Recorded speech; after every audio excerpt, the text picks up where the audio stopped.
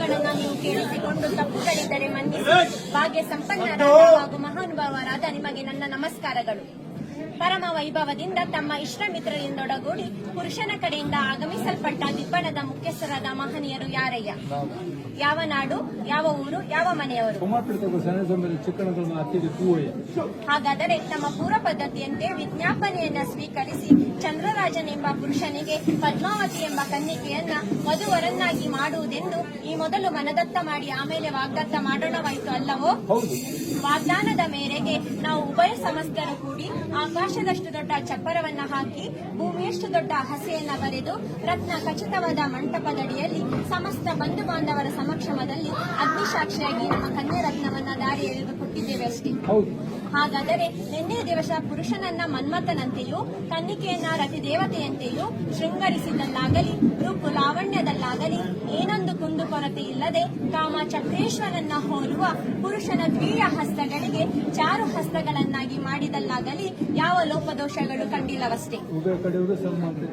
ಹಾಗಾದರೆ ನಮ್ಮ ಮುದ್ದು ಬಾಲಕಿಯನ್ನ ನಿಮ್ಮ ಸ್ವಾಧೀನಕ್ಕೆ ಒಪ್ಪಿಸಿಕೊಡುತ್ತೇವೆ. ಹಾಗೆ ಒಪ್ಪಿಸಿಕೊಡುವಾಗ ಬಾಲಕಿಗೆ 12-12-24 ವರಗಳನ್ನ, ಉಡಲು ವಸ್ತ್ರವನ್ನ, ತೊಡಲು ಚಿನ್ನಾಭರಣಗಳನ್ನ, ಊಟ ಮಾಡಲು ಬೆಳ್ಳಿ ಬಟ್ಟಲನ್ನ, ಕರೆದುಣ್ಣಲು ಗೋವಿನ ಹಿಂಡನ್ನ ಬಳುವಳಿಯಾಗಿ ಕೊಟ್ಟಿರುತ್ತೇವೆ. ಹೀಗೆ ನಾವು ಕೊಟ್ಟ ಅಲ್ಪ ಐಶ್ವರ್ಯವನ್ನ ಮಾತುಗಳನ್ನ ನೀವು ಕೇಳಿಸಿಕೊಂಡು ತಪ್ಪುಗಳಿದ್ದರೆ ಮನ್ನಿಸಿ. ಭಾಗ್ಯ ಸಂಪನ್ನರಾದ ಹಾಗೂ ಮಹಾನುಭಾವರಾದ ನಿಮಗೆ ನನ್ನ ನಮಸ್ಕಾರಗಳು.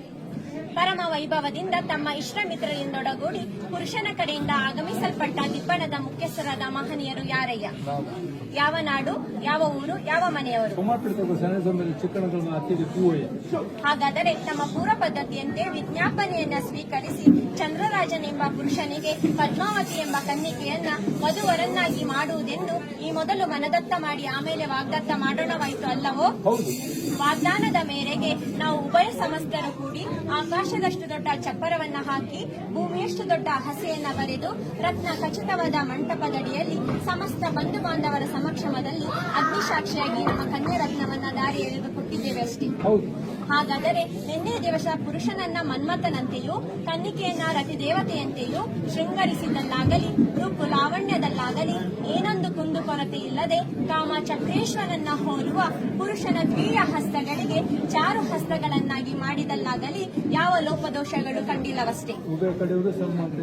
ಹಾಗಾದರೆ ನಮ್ಮ ಮುದ್ದು ಬಾಲಕಿಯನ್ನ ನಿಮ್ಮ ಸ್ವಾಧೀನಕ್ಕೆ ಒಪ್ಪಿಸಿಕೊಡುತ್ತೇವೆ. ಹಾಗೆ ಒಪ್ಪಿಸಿಕೊಡುವಾಗ ಬಾಲಕಿಗೆ 12-12-24 ವರಗಳನ್ನ, ಉಡಲು ವಸ್ತ್ರವನ್ನ, ತೊಡಲು ಚಿನ್ನಾಭರಣಗಳನ್ನ, ಊಟ ಮಾಡಲು ಬೆಳ್ಳಿ ಬಟ್ಟಲನ್ನ, ಕರೆದುಣ್ಣಲು ಗೋವಿನ ಹಿಂಡನ್ನ ಬಳುವಳಿಯಾಗಿ ಕೊಟ್ಟಿರುತ್ತೇವೆ. ಹೀಗೆ ನಾವು ಕೊಟ್ಟ ಅಲ್ಪ ಐಶ್ವರ್ಯವನ್ನ ಮಾತುಗಳನ್ನ ನೀವು ಕೇಳಿಸಿಕೊಂಡು ತಪ್ಪುಗಳಿದ್ದರೆ ಮನ್ನಿಸಿ. ಭಾಗ್ಯ ಸಂಪನ್ನರಾದ ಹಾಗೂ ಮಹಾನುಭಾವರಾದ ನಿಮಗೆ ನನ್ನ